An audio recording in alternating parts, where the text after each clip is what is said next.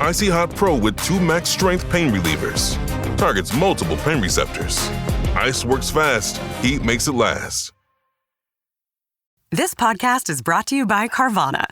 Carvana makes car selling fast and easy from start to finish. Enter your license plate or VIN and get a real offer in seconds, down to the penny. If you accept, Carvana will come pick up your car from your driveway. Or you can drop it off at one of our car vending machines. Either way, you get paid instantly. It's fast, transparent, and 100% online. Car selling that saves your time. That's Carvana. Carvana. Pickup fees may apply. Welcome to the HCI family of podcasts. We're your source for personal, professional, and organizational growth and development. We share our own original research, explore industry trends, and interview executives and thought leaders from across the globe.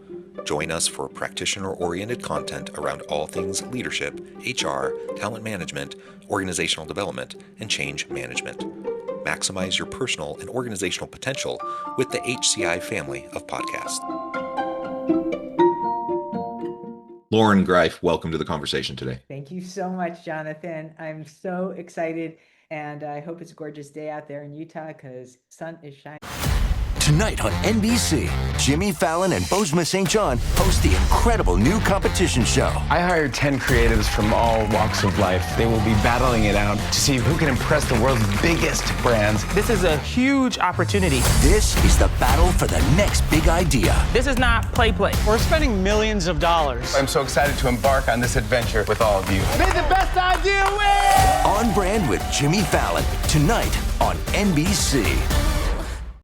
This episode is brought to you by Indeed. When your computer breaks, you don't wait for it to magically start working again. You fix the problem. So why wait to hire the people your company desperately needs? Use Indeed's sponsored jobs to hire top talent fast. And even better, you only pay for results. There's no need to wait. Speed up your hiring with a $75 sponsored job credit at Indeed.com/podcast. Terms and conditions apply. Running a business comes with a lot of what-ifs. But luckily, there's a simple answer to them. Shopify. It's the commerce platform behind millions of businesses, including Thrive Cosmetics and Momofuku. And it'll help you with everything you need. From website design and marketing to boosting sales and expanding operations, Shopify can get the job done and make your dream a reality. Turn those what-ifs into... Sign up for your $1 per month trial at shopify.com/special offer. Hey, this is Bill Simmons from the Bill Simmons Podcast, here to help you make the most of your summer with Michelob Ultra, a superior light beer worth playing for. Play for it with the guys when you're competing to see who can sink more birdies on the golf course, because winning tastes even better with Ultra on the line. Play for Ultra. Fill your fridge with Michelob Ultra this summer. Enjoy responsibly. Copyright 2025 Anheuser-Busch Michelob Ultra Light Beer, St. Louis, Missouri. The family that vacations together stays together. At least, that was the plan. Except now, the Dastardly desk clerk is saying he can't confirm your connecting rooms. Wait, what? That's right, ma'am. You have rooms 201 and 709. No, we cannot be 5 floors away from our kids. The doors have double locks. They'll be fine. When you want connecting rooms confirmed before you arrive, it matters where you stay. Welcome to Hilton. I see your connecting rooms are already confirmed. Hilton, for the stay. Wish you could become a morning person? You know, the type up before the sun, early morning runs, first one to the office with donuts and a smile. How do they do it? Easy. With the new Galaxy Watch 8, sleep tracking and personalized insights from Samsung Health help you improve so you can wake up to a whole new you. One who, dare I say it, skips the snooze? It's possible. Train your sleep with Galaxy Watch 8. Learn more at Samsung.com. Requires compatible Samsung Galaxy phone, Samsung Health app, and Samsung account. All right, listen up, nacho chips. Quiet down, crispy potatoes.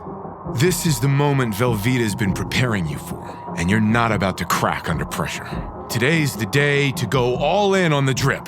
Velveeta's Heat and Eat Queso is the MVP of any game day spread, so stick by them, and you'll be golden. Now get out there and make delicious history. No tailgate party is complete without Velveeta.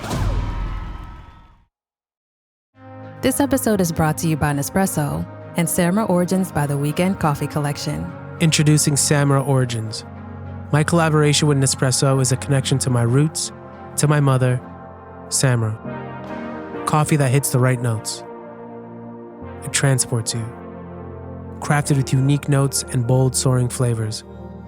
Experience a taste that moves you. Nespresso and Samra Origins. Discover more at Nespresso.com.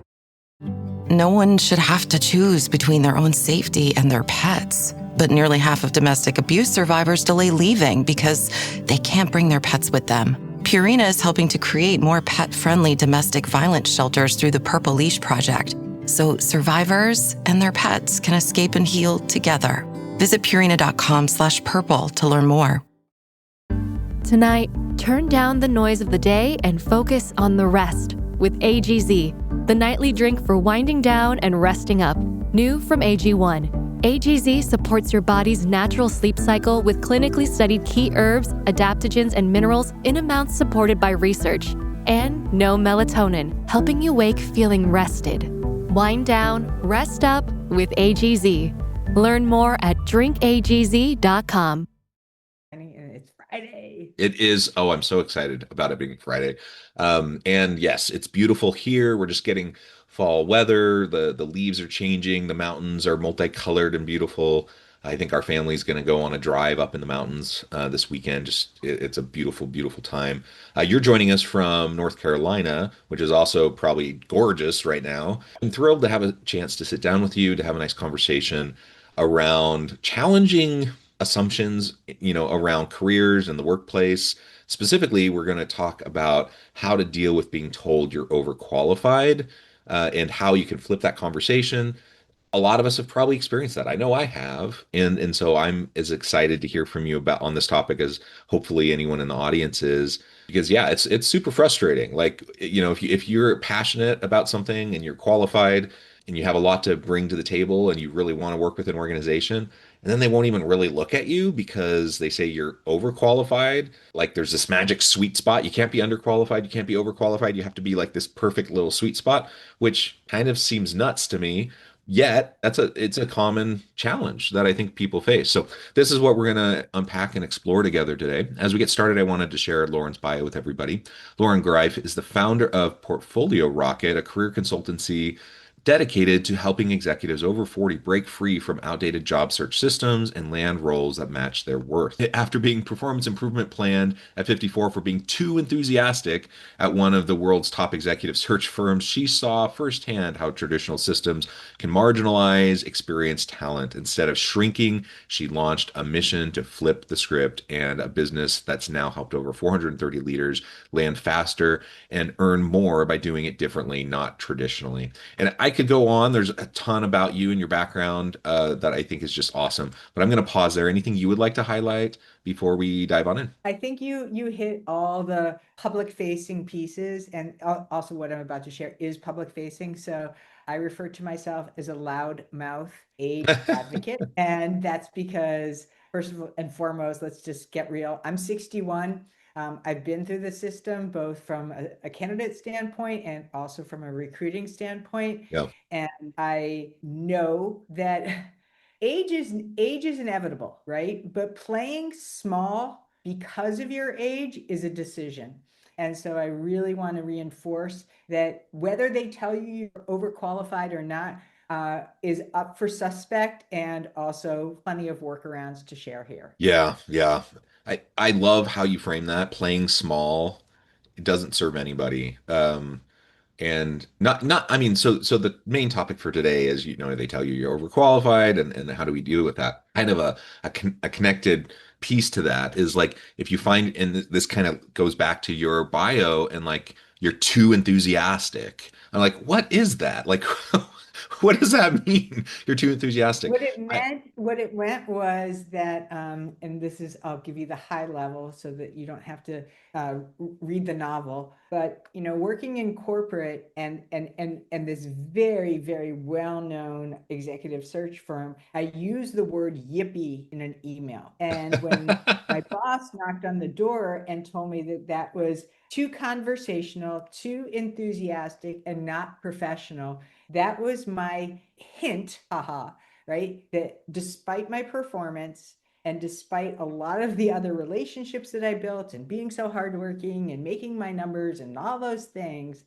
I was no longer an aligned fit. And I was the only one over 50 at the time. I also was working on a lot of very sexy direct-to-consumer brands, the ones that, have notoriously digital native type of mention in their job descriptions, which is also code for we want somebody who isn't above a certain age. So it got me peaked to that idea, like, hey, this is a real thing. And then since that time, I've really dedicated myself to serving this audience of 40 plus. Yeah, well, that's great. And you know how silly it is to say you're too enthusiastic. That's it's one thing if it's customer facing and they say, "Hey, you need to be a little bit more professional." Oh, okay, that's good feedback. But like, who cares? Like you said, yippee in an email. Like who cares? I've experienced similar types of things. Where it's kind of the same thing. Like my office, your office is too fun. Like why don't you like be a little bit more, I mean, not they didn't use the word sterile, that's a good way to put it. Bland, they didn't use the word bland, but it's code. Like when you say it should be more professional, I'm like, says who? Like why? Like the only person that comes in here is me, maybe some other coworkers.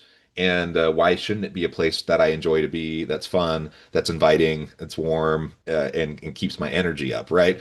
So things like that, or like, messaging to like, you should slow down, you should pump the brakes, you should, things like that. I'm like, really? Like playing small is a bad look. It's a bad look for an employer to tell their people to play small. It's certainly for the individual, it's not a good idea. Like if you find yourself in that kind of an environment, you really should take a second look and like, is this the place for you to be? Because you should be empowered to be as big as you can, like to do as much as you can. And because of some outdated norms saying, I shouldn't wear my Happy Gilmore Boston jersey. Now I actually wouldn't wear this to work, but like, it, they're just silly norms like that just don't matter. Like if it doesn't matter, like who cares? And why claim that that's a reason why someone doesn't fit with the organization and they should leave? And it's often just a coded kind of excuse for maybe someone who's older or something like that, where they need a reason to get rid of them because they're worried about age discrimination claims or whatever it might be the case. It's I often say ageism isn't going away. So I just want to make sure that this is really, really clear right from the get-go. There is nothing that you could do about somebody else's prejudice or bias. And they say that ageism is the last permissible bias. But there's a lot that you, candidate and person in the company, can do to be able to mitigate what's underneath this Band-Aid or this smokescreen around overqualified. Yeah, yeah, and you're suggesting that a lot of times when companies use the term overqualified, it's really just a dog whistle towards ageism. Is that right? It is a dog whistle, but I think what I really want to impart is it's typically a placeholder for the three primary fears that they are encountering in your candidacy or even when you're in a job. And the first fear and concern that they have is that you are not technically savvy. Mm-hmm. So they're going to sniff out and they're going to want to know, hey, is this person able to bring the level of technical acumen to this job?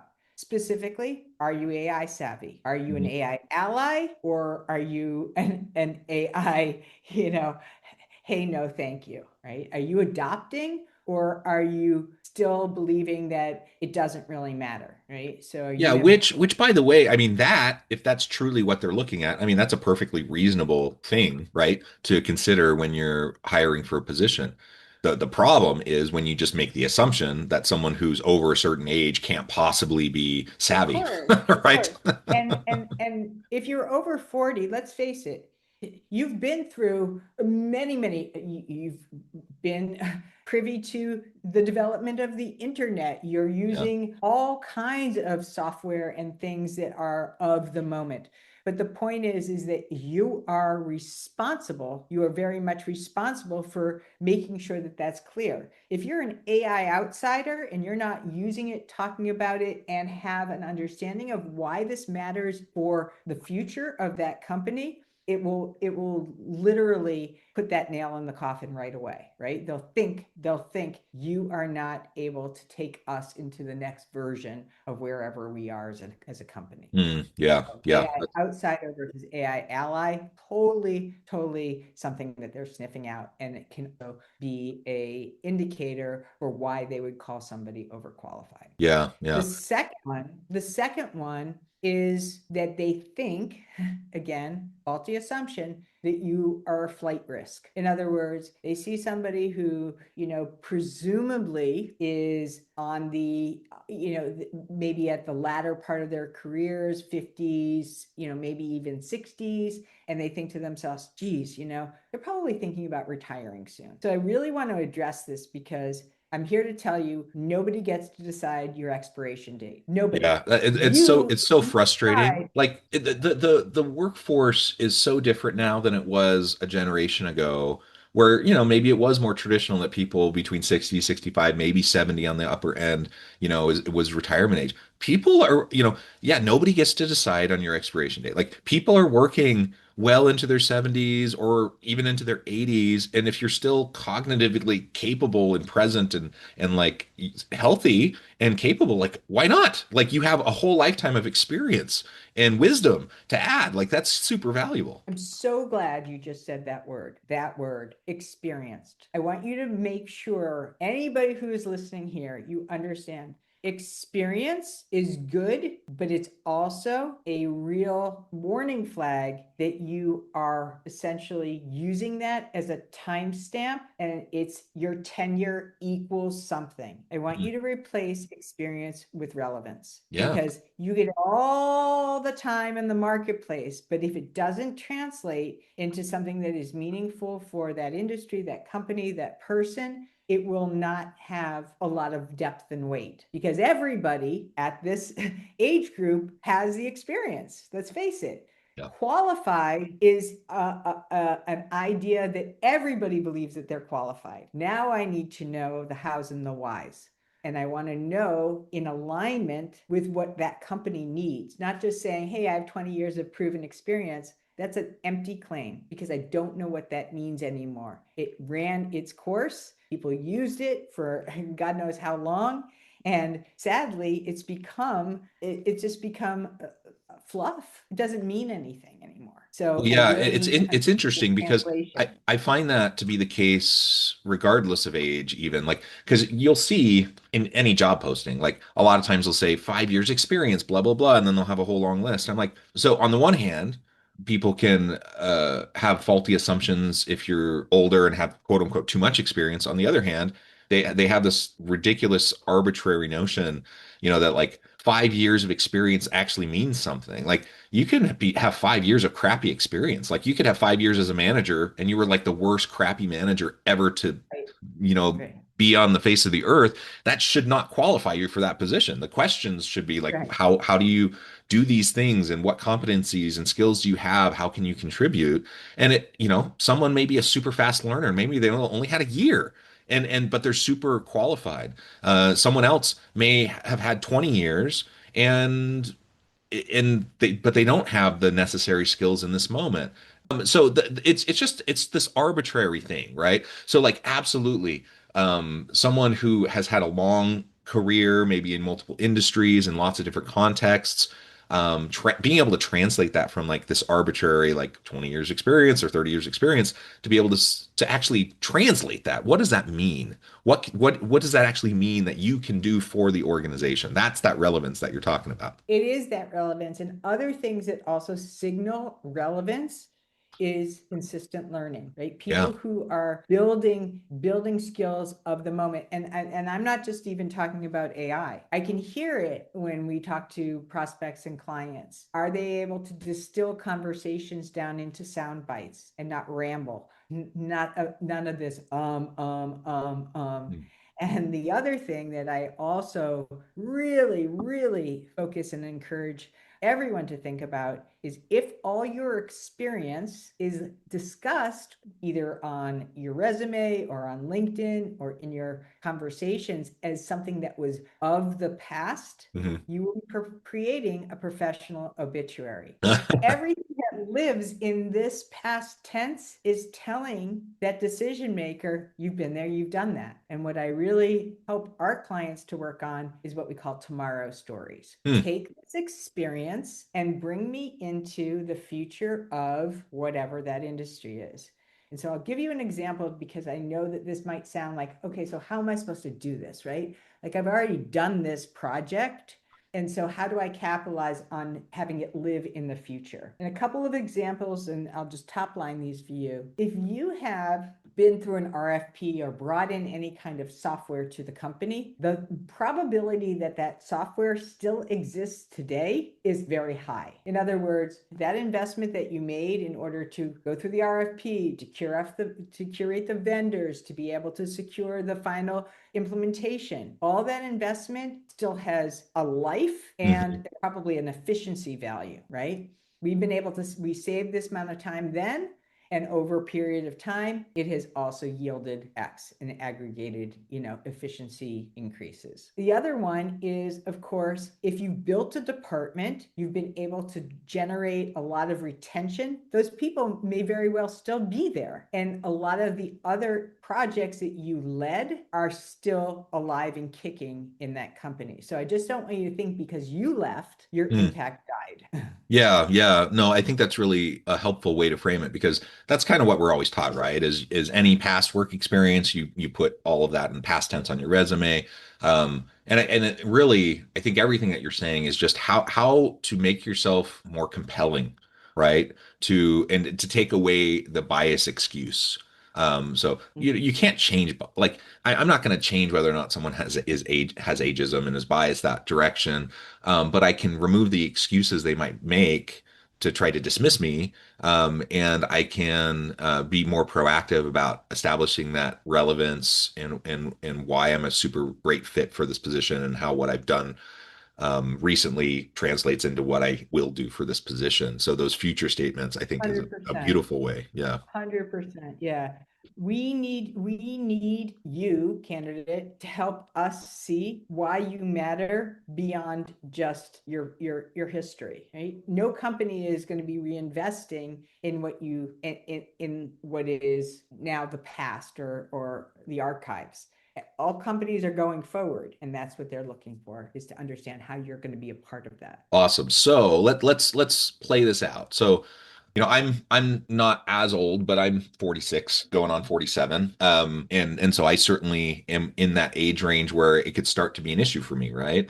And I've certainly heard it before. Like I've heard things about being overqualified for a given position or whatever.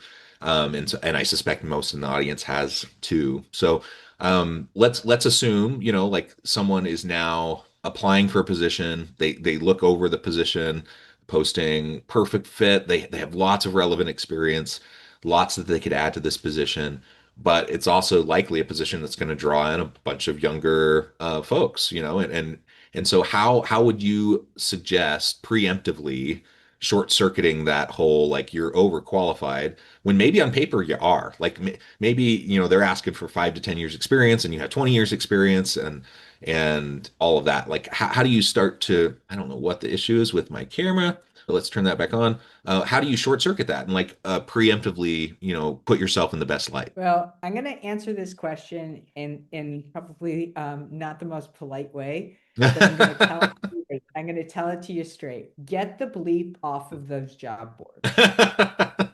Right? So you should not be spending your time applying. And I'm going to give you the data behind this. The ROI, the return on your time and investment, when you are applying online is about 0.002% conversion. And conversion does not mean that you're getting a job. It could be some kind of response. It could be an interview. And so let's equate that. That is about 7 months of effort if you were to spend 40 hours a week doing that apply now. And so already you are setting yourself up for a terrible, terrible time. It could include include depression, demoralization, feelings of isolation, and also showing up for interviews exhausted, frustrated, and desperate. So I would not ever recommend that people, especially if you're over 40, start getting involved with the noise in applicant tracking systems. Since AI, the density of applicants has only increased, which makes it even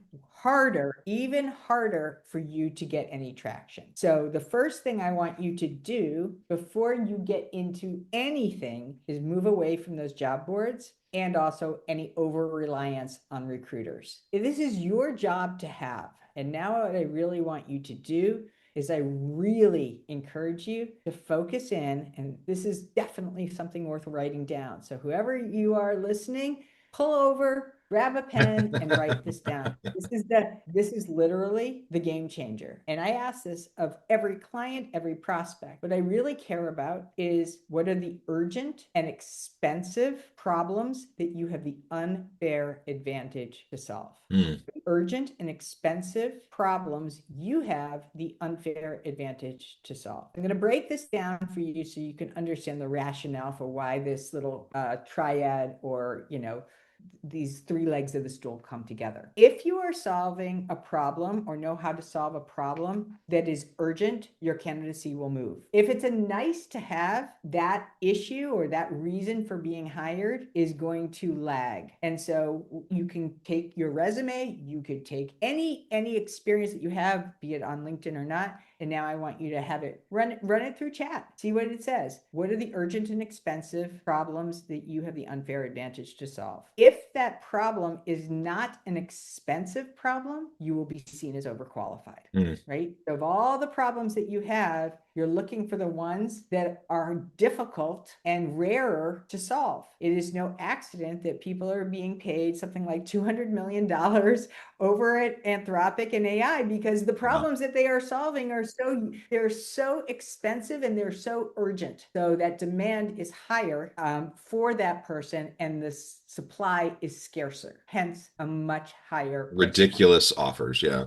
Ridiculous offers. Exactly. But we can learn from that, right? We can learn from that and say, oh, why are they being paid so much? Because they're solving urgent and expensive problems not everybody knows how to solve. They have the unfair advantage, right? They've been trained in this, they've done this, and clearly the ROI on hiring this person, if they're getting paid $200 million, what's the real impact to the company? So if you don't have that unfair advantage, they're going to hire somebody else. So yeah. So I think that's amazing. That's an amazing way to frame it. And I think that makes you invaluable, right? The question is like, and I know at least part of the answer is networking, right? Because so many jobs are, you get via who you know. But the question is like, if you're not gaining traction via networking, the default then becomes the job boards and the applicant tracking systems, and we know that those are almost getting worse and worse, like in terms of their ability to actually identify good people. Recruiters can be really hard.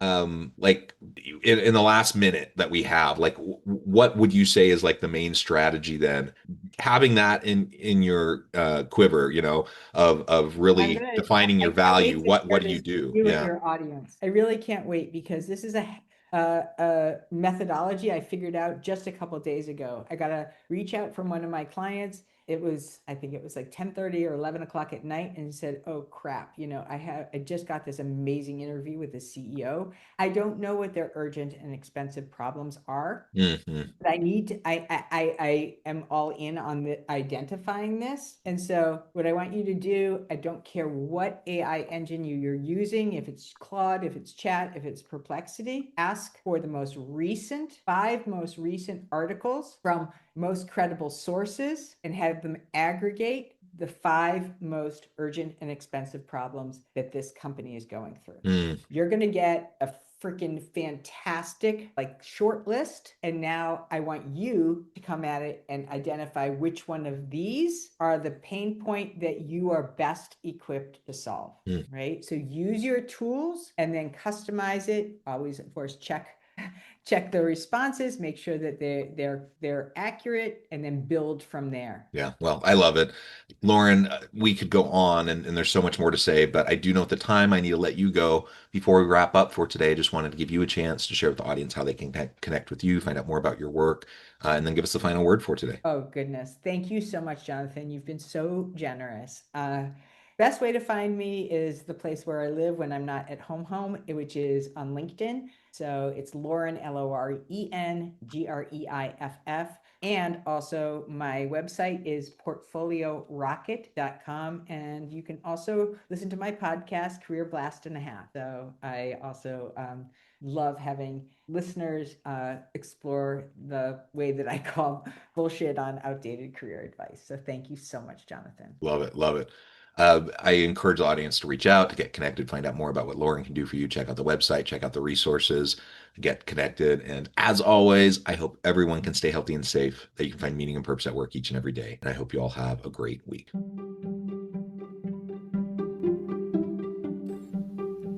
Thanks for joining us for this episode of the podcast. We hope you stay healthy and safe, and please join us again soon.